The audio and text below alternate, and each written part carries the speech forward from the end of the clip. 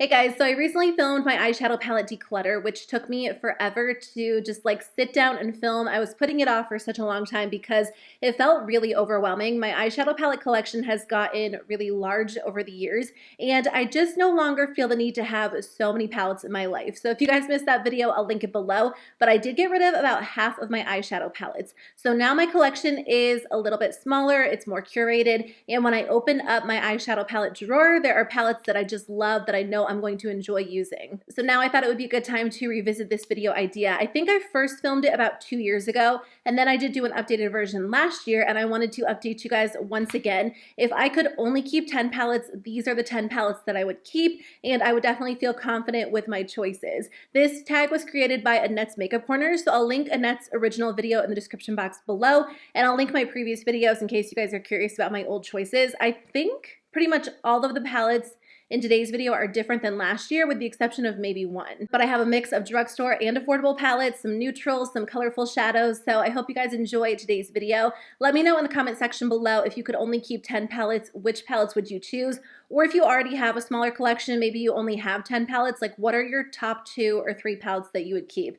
Let me know, I would love to read your answers, and let's jump into it. So I'm not going to go in any particular order because I didn't really think about that, like which ones I would choose starting at 10, working my way up to 1. So I'll just kind of go through them randomly, but the first one is the one that I'm wearing on my eyes today. This one is the Huda Beauty Naughty Nudes palette. So I picked this up back in the fall, and I'm so glad that I bought it. I was a little bit late to the game because I think it actually came out maybe not last fall, but the fall before. And it had been on my mind ever since because it's such a gorgeous palette. And I feel like this is a very on-trend palette, even for 2022, because a lot of brands are releasing like rosy toned neutral palettes.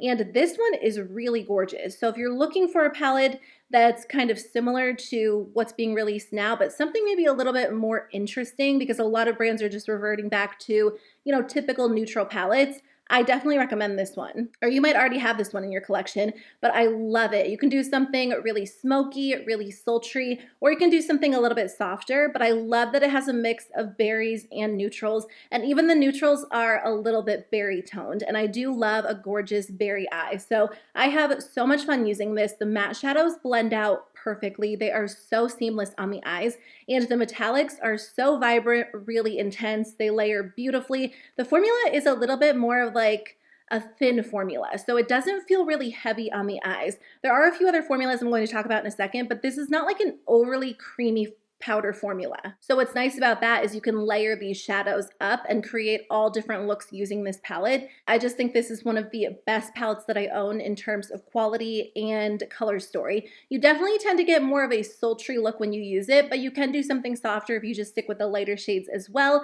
and it is one of the best quality palettes that I've ever tried. So this would definitely have to be one of the 10 that I would choose. So the next palette I want to share with you guys is pretty much the only new release that I'm talking about in today's video. It has a somewhat similar color story to the Huda Beauty Naughty Nude. This one is the Patrick Ta Major Dimension 2 Rose Eyeshadow Palette. So I think when I filmed this video last year, I included the original Major Dimension palette, which I do still enjoy, but I think out of the two, this one is definitely my favorite. This comes with the most beautiful tones, and again, it's kind of similar to Naughty Nude, but I think this one is maybe a little bit more warm toned. It has a couple of shades that almost pull like red or corally. This palette comes with a nice, reliable matte formula, 2 creams, and then a really gorgeous metallic formula.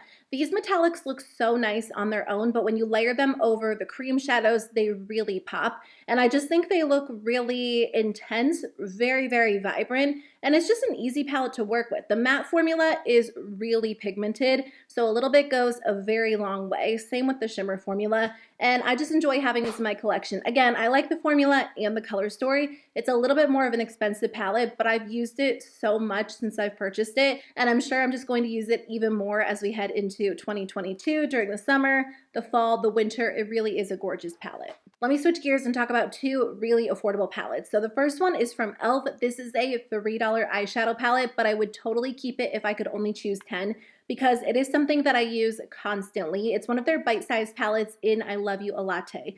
So this one comes with 4 matte shadows. I've already hit pan on one of them. I'm pretty close to hitting pan on the second one, and that just doesn't typically happen when it comes to eyeshadow for me because I do have quite a few palettes in my collection, but I absolutely love this formula. I love the bite-sized formula in general. I really like the shimmers, but there's something about this little quad that just comes in handy. I'll typically use that lightest shade to set my eyeshadow primer into place, or I'll use it as a brow bone highlight, and then I'll use the center 2 shades as transition colors or in the crease, and then I'll take the darker brown in the outer corner or as a liner. So I love using this and then just taking like a ColourPop Super Shock shadow all over the lid, but I also like using this alongside of palettes that are just missing these shades. It's nice to be able to pull out this palette, know that it performs really well, but again, when I'm in a hurry, I just love to reach for this because I have everything that I need for a very quick, simple look. So this has become an absolute staple of mine. I'm sure I will end up repurchasing this because, like I said, I've already hit pan on a shadow and I know that I'll get through even more of them. Another really affordable option that I love that I use so much is this one from Catrice. This palette looks rough. I mean, both of these palettes look a little bit rough because I use them so much. I typically do keep my palettes pretty clean, very neat, but if it's something I'm constantly reaching for, it's going to end up looking like this. So this is the Catrice 5 in a Box mini palette in Golden Nude. I just love this little palette for like quick, simple looks. When I don't want to take the time to think about my eyeshadow, but I still want like a complete eyeshadow look, this is perfect because you can go in with any of the shadows. You can start with the first 3 if you want something super simple, pull in the last 2 if you want something a little bit more dramatic. And again, I'm always satisfied with how it looks. So I tend to use this one on its own for a complete look, but I'll kind of pull it in if another palette is just missing one of the staple shadows that I like to use.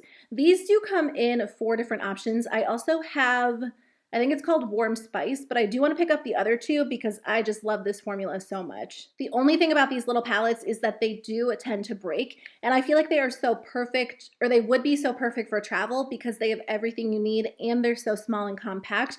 But I did travel with this Catrice one and that outer shadow cracked on me, and this one has not broken on me yet, but I have traveled with other bite-sized palettes that did end up breaking. So just keep that in mind. They're not the most ideal if you're going to throw them in your makeup bag and they're going to be tossed around a little bit, but I do love to use them, so that's the only thing. I wish they were just a little bit more sturdy. I do have a couple of Natasha Denona palettes to share with you guys. I love Natasha Denona eyeshadows so much.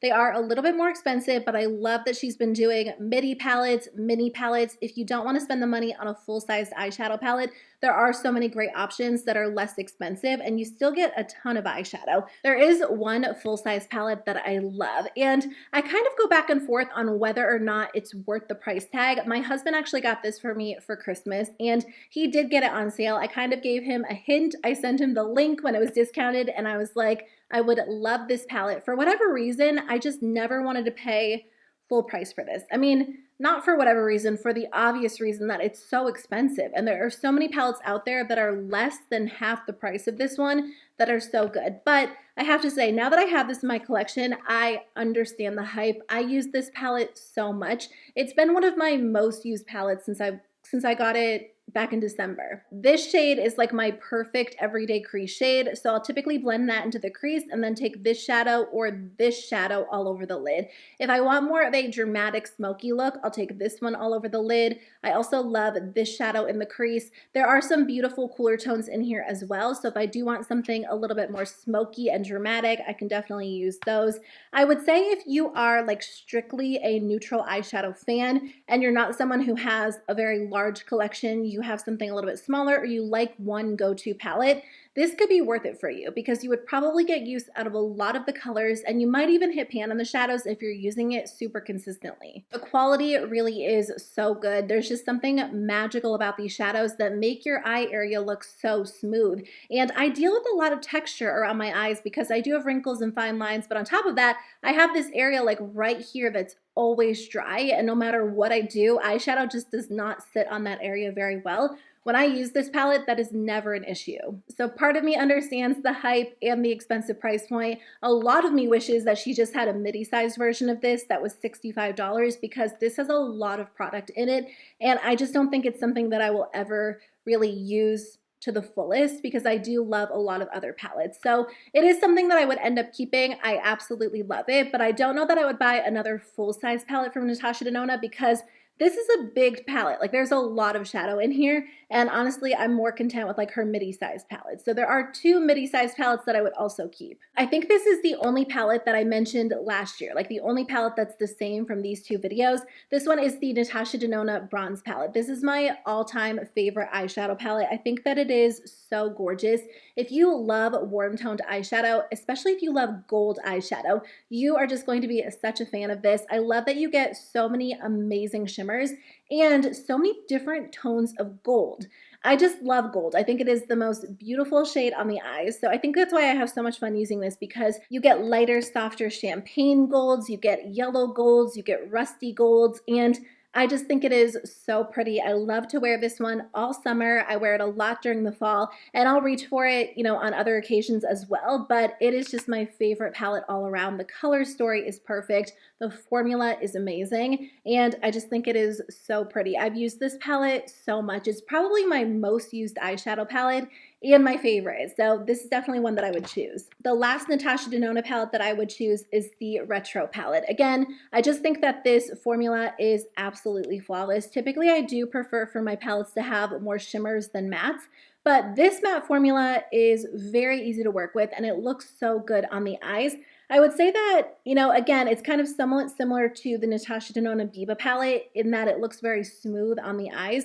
And if you deal with any texture or you tend to have trouble with your eyeshadows looking very patchy, this is a good formula to have because it blends out so perfectly. It looks smooth, soft, flawless every time. I do love pink eyeshadow, and I mentioned a couple of like rosier neutral palettes in the beginning, but this one has true pinks, like lighter, softer pinks, dark, dramatic pinks. So if I was only keeping 10, I would have to have this one in my collection to create the most perfect pink eyeshadow look. So I love ColourPop eyeshadow so much. In fact, I think I did a video where I shared the 10 ColourPop palettes I would keep if I could only keep 10 of them. At this point, my ColourPop eyeshadow palette collection is not quite as extensive, especially after my eyeshadow palette declutter, but without a doubt, this is one that I would keep. It is the ColourPop It's a Mood palette. This came out, I want to say like the end of last summer, the beginning of last fall, somewhere right around there. And I just fell in love with it. I love the way that this palette is laid out because I wish all palettes were laid out in this way. It has gorgeous monochromatic rose. So if you want a purple look, a green look, an orange look,